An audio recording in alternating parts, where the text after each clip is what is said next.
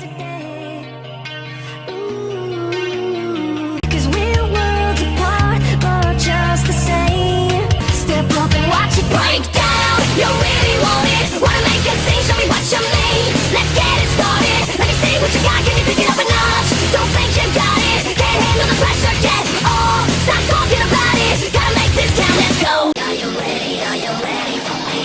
Are you ready? Are you ready? Are you ready to say?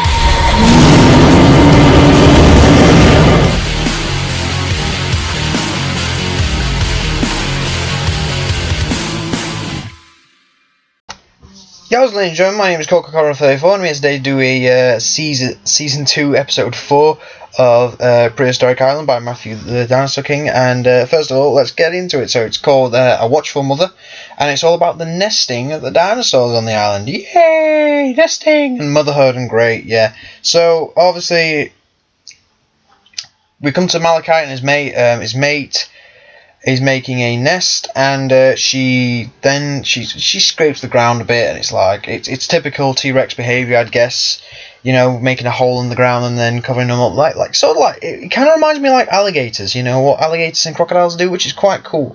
I always like that. I'm not really fond about the whole building a mound kind of thing, because I mean, yeah, it'd keep the eggs warm, but I think a female's body heat would keep the nest warmer if it was on the ground, where she could, like, obviously sit near them or lay on top of them. Plus, a mound will kind of make it overheat a bit, so yeah, there's a bit of a problem there, evolutionary. But so she makes a nest, and then Malachite,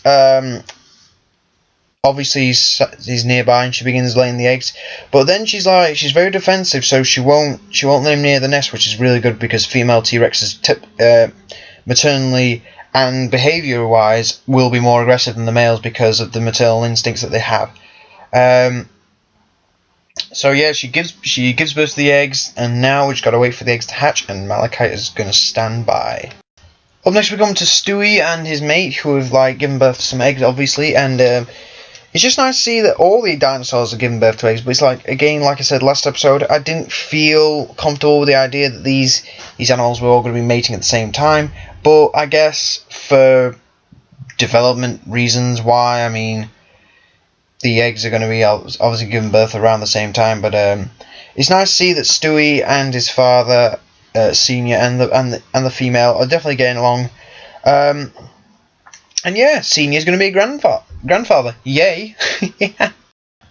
So we come back to the Rex nest, and Annabelle's fallen asleep, which is the female T-Rex, and yeah, she's not looking after her nest that well. Yay! Great, best mother of the year. I mean, yeah. So then a bunch of velociraptors come along, and they start trying to get the eggs. Just in time, Malachite does kill one of the raptors, and I think he kills another one. No, it doesn't. I'm thinking back now.